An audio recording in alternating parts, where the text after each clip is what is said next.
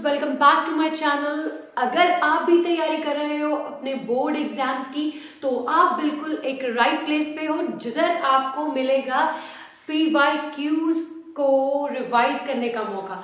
और इस चैनल के माध्यम से आपको वो सारे क्वेश्चंस कवर करवा दिए जाएंगे जो आपके एग्जाम में आपको देखने को मिलेंगे। अगर बात करें आपके साइंस के पेपर की तो सबसे ज़्यादा वेटेज जो होती है वो बायोलॉजी की रहती है। तो आज का ये सेशन आपको अच्छे मार्क्स दिलवाएगा, क्योंकि इस सेशन में हम पुराने जो ईयर्स हैं उनमें जो क्वेश्चंस आए थे कैसे थे उनको एनालाइज करेंगे, और इस बार के लिए जो क्वेश्चंस इंपॉर्टेंट रहेंगे वो मैं आपको अलग से बताऊंगी। तो चलिए शुरू करते हैं कि हमारा आज का जो चैप्टर है लाइफ प्रोसेसेस में हमें कौन कौन से कंटेंट्स कवर करने हैं। हमें पता है सबसे पहले हम न्यूट्रिशन की बात करते हैं, फिर हम बात करते हैं रेस्पिरेशन की, फिर हम ट्रांसपोर्टेशन की बात करते हैं, फिर लास्ट में हम एक्सक्रीशन की बात करते हैं। तो अगर बात करें न्यूट्रिशन की तो इसमें से आपको शॉर्ट जो टर्म्स है वो पूछी जा सकती हैं। रेस्पिरेशन में आपको एक आध क्वेश्चन 3 मार्क्स में पूछा जा सकता है, और ट्रांसपोर्टेशन के ऊपर भी आपसे कोई 2 या 3 मार्क्स में क्वेश्चन पूछा जा सकता है, और जो एक्सक्रीशन है इसमें भी आपको कोई 3 मार्क्स में क्वेश्चन देखने को मिल सकता है। अगर बात करें पुराने सालों की तो वहां पर आपको इस चैप्टर में से लॉन्ग क्वेश्चंस भी आए हैं, मगर जो आज का सिनेरियो है वो चेंज हो गया है। अगर सैम्पल पेपर्स को एनालाइज करें तो वहां पर आपको लॉन्ग क्वेश्चंस में इस चैप्टर में से क्वेश्चंस देखने को नहीं मिले हैं। मतलब आपको ना ही इस चैप्टर में से कोई केस स्टडी है, ना ही आपको लॉन्ग क्वेश्चन है। तो टोटल इस चैप्टर में से आपको पेपर आने वाला है 9 नंबर में। तो देखो, आपको एमसीक्यूज पूछे जा सकते हैं, एमसीक्यूज पूछे जा सकते हैं, आपको शॉर्ट आंसर टाइप क्वेश्चन पूछे जा सकते हैं। मतलब आपको अगर मैं लिखूं इसको शॉर्ट आंसर टाइप 1 तो ये आपके 2 मार्क्स वाले क्वेश्चन रहेंगे। फिर आपसे शॉर्ट आंसर टाइप जो 2 है वो मतलब आपसे 3 मार्क्स वाले क्वेश्चन पूछे जा सकते हैं। तो ये जो एमसीक्यूज रहेंगे यहाँ पर आपसे 2 एमसीक्यूज पूछे जा सकते हैं, 2 आपसे 2 मार्क्स वाले क्वेश्चन पूछे जा सकते हैं, और एक क्वेश्चन आपसे ये जो है 3 नंबर में पूछा जा सकता है इस चैप्टर में से। तो टोटल आपका यहाँ से 9 मार्क्स का पेपर बनता है। देख लो चाहे 2 और ये 4 4 5 6 7 8 9 नंबर का यहाँ से आपको पेपर एग्जाम में देखने को मिल सकता है। अब क्योंकि बायोलॉजी का ये सबसे एक बड़ा चैप्टर है तो यहाँ से आपका 9 नंबर का पेपर हमको देखने को मिलेगा। तो इसके डिफरेंट हमारे पास कंटेंट्स हैं, जैसे कि हमारे पास सबसे पहले न्यूट्रिशन है, फिर रेस्पिरेशन है, फिर ट्रांसपोर्टेशन है, फिर एक्सक्रीशन है। आज के लेक्चर में मैं आपको पहले 2 जो टॉपिक्स हैं न्यूट्रिशन एंड रेस्पिरेशन, इसके ऊपर क्वेश्चंस जो आने वाले हैं वो बताने वाली हूँ। फिर मैं आपको बताऊंगी कि कैसे और कहाँ से और कितना आपने इन क्वेश्चंस के लिए लिखना है। तो चलिए शुरू करते हैं न्यूट्रिशन एंड रेस्पिरेशन के साथ। अगर बात करें न्यूट्रिशन की तो यहाँ पर आपको बहुत सारी टर्म्स देखने को मिलती हैं। तो वो सारी टर्म्स जो है हमें कवर करनी है, क्योंकि वहां से आपको डेफिनेशन बेस्ड क्वेश्चंस देखने को मिल सकते हैं। मगर उनमें भी जो सबसे इंपॉर्टेंट है मैं बता दूं आपको, सेप्रोफाइटिक मोड ऑफ न्यूट्रिशन की डेफिनेशन जो है वो मत छोड़ करके जाना, उसके लिए एग्जाम्पल्स जरूर करना। पैरासिटिक मोड ऑफ न्यूट्रिशन भी बहुत इंपॉर्टेंट क्वेश्चन है।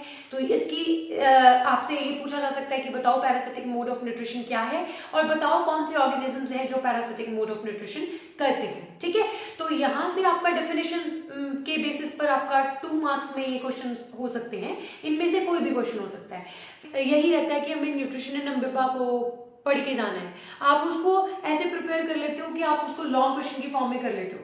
अब ऐसा सीन नहीं है। देखो, उसमें डायग्राम्स भी हैं, उसमें उसकी फिर हर एक स्टेज की आपको एक्सप्लेनेशन देनी होती है, तो वो अपने आप में एक बड़ा एक क्वेश्चन बनता है। अब वैसा नहीं होगा, आपको पिक्चर दे सकते हैं, उसमें से आपको बताना होगा कि आइडेंटिफाई करो कि ये पिक्चर जो है या फिर ये डायग्राम्स जो हैं वो आपको क्या डिपिक्ट कर रहे हैं। तो आपने बताना होगा कि ये न्यूट्रिशन अमीबा है, या फिर आपसे सीक्वेंस पूछा जा सकता है कि पहले इंजेक्शन होगी, फिर उसके बाद डाइजेशन होगी, फिर एब्जॉर्प्शन होगी, फिर एसिमिलेशन होगी, फिर एक्सक्रीशन होगी।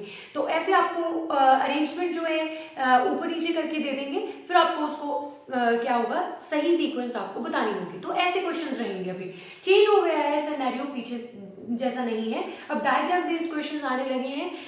डायग्राम्स को लेबल करना होता है, और फिर बताना होता है कि इस पार्ट का क्या स्पेसिफिकली फंक्शन है। तो अगर बात करें न्यूट्रिशन इन ह्यूमंस, तो वहां पर हमें पता है हमें डाइजेस्टिव सिस्टम पढ़ना होता है। तो ये आपसे कोई नहीं बोलने वाला कि पहले पूरा डाइजेस्टिव सिस्टम ड्रॉ करो, फिर फर्दर उसके जो पार्ट्स हैं उनके फंक्शंस बताओ, ऐसा नहीं होने वाला। देखो क्या होगा, आपसे डाइजेस्टिव सिस्टम के डिफरेंट ऑर्गन्स में मिलने वाले एंजाइम्स या फिर जूसेस के बारे में पूछा जा सकता है। जैसे कि पहला क्वेश्चन, तो इसमें क्या है, state the role of bile in digestion. देखो बाइल का क्या रोल है इन डाइजेशन, ये बताना है। अगर बाइल की बात करें तो ये कहाँ से सिक्रीशन हमें देखने को मिलती है, ये हमें लिवर के अंदर देखने को मिलती है। तो गॉल ब्लैडर इसकी सिक्रीशन को कंट्रोल करता है या रेगुलेट करता है, मतलब कब होगी और कितनी होगी, है ना। तो लिवर के अंदर इसकी बाइल जूस की सिक्रीशन की वजह से क्या होती है, फैट्स की मल्टीप्लिकेशन, मतलब लार्ज जो फैट ग्लोब्यूल्स होते हैं उनको स्मॉल फैट ग्लोब्यूल्स में हम कन्वर्ट करते हैं। तो ये हमने बताना था। तो ये 2020 में पूछा गया था ये क्वेश्चन। तो देखो वहां पर ये क्वेश्चन ऐसे पूछा गया था, ठीक है। तो अभी देखो नेक्स्ट क्वेश्चन क्या है, differentiate between autotrophic and heterotrophic nutrition with examples.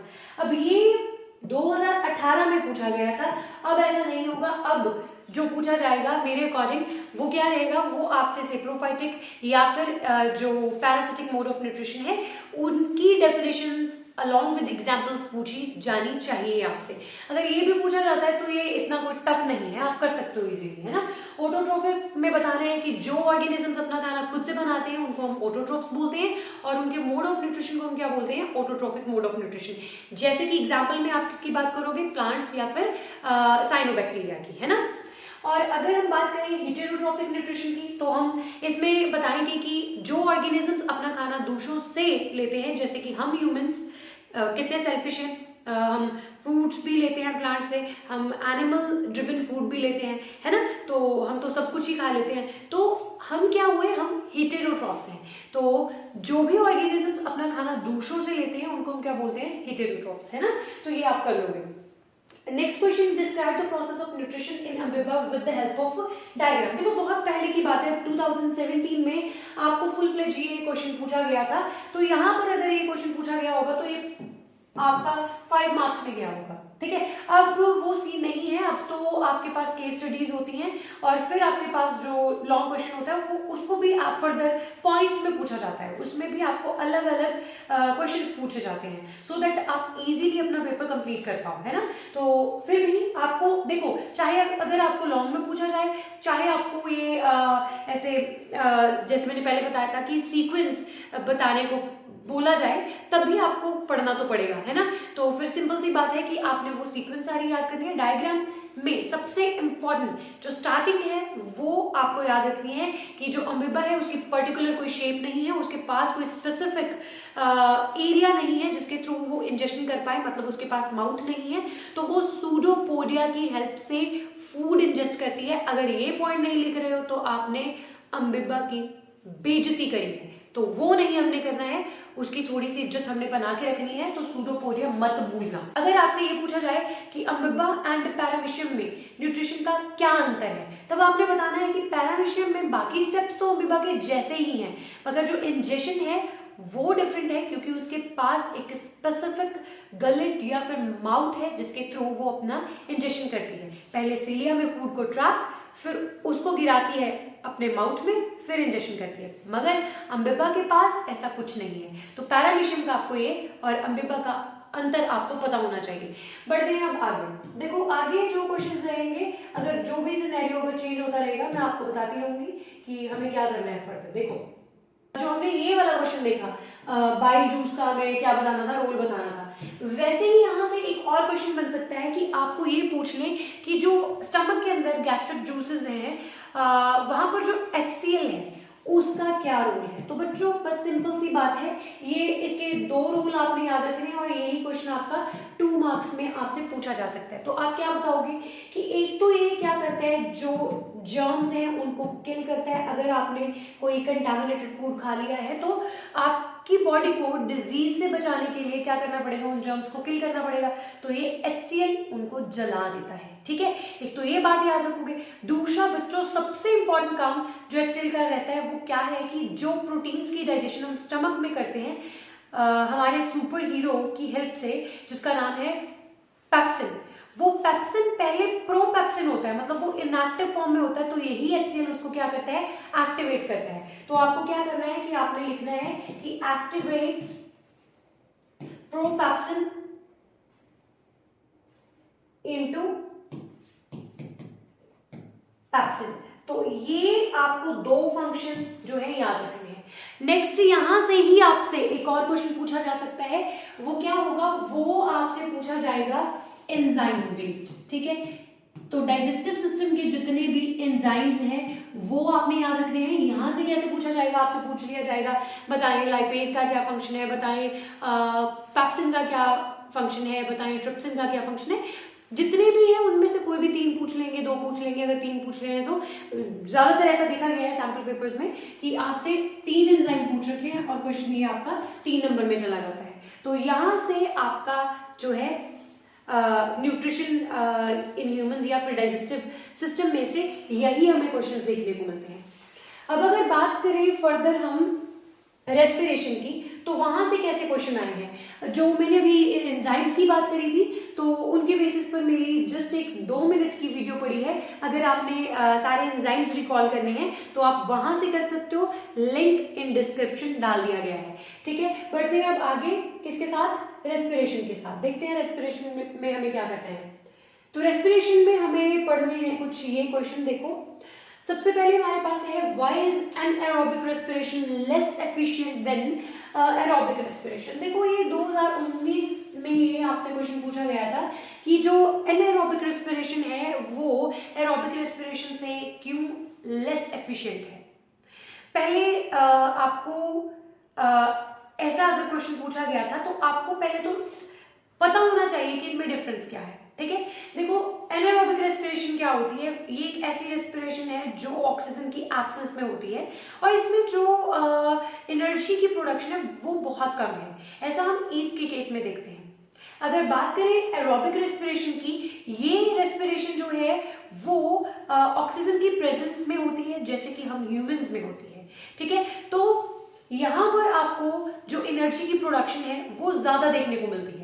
अगर हम बात करें एनारोबिक रेस्पिरेशन की, तो यहाँ पर आपको सिर्फ 2 ATP मिलते हैं, ठीक है, जो कि आपकी एनर्जी करेंसी है। अगर बात करें हम एरोबिक की, यहाँ पर हमें ज्यादा एनर्जी देखने को मिली है। तो हमें क्या पता चल रहा है, जिधर आपको ज्यादा एनर्जी मिलेगी उसी एनर्जी को यूटिलाइज करके तो आपकी बॉडी अपनी एक्टिविटीज को करेगी। तो इस वजह से जो आपकी एरोबिक रेस्पिरेशन है वो ज्यादा एफिशिएंट है, क्योंकि यहाँ पर ज्यादा एनर्जी की प्रोडक्शन होती है, ठीक है। अगर बात करें हम फिर इसके बेसिस पर इस क्वेश्चन को थोड़ा और अलग तरीके से देखते हैं कि अब कैसे क्वेश्चन ये पूछा जाता है।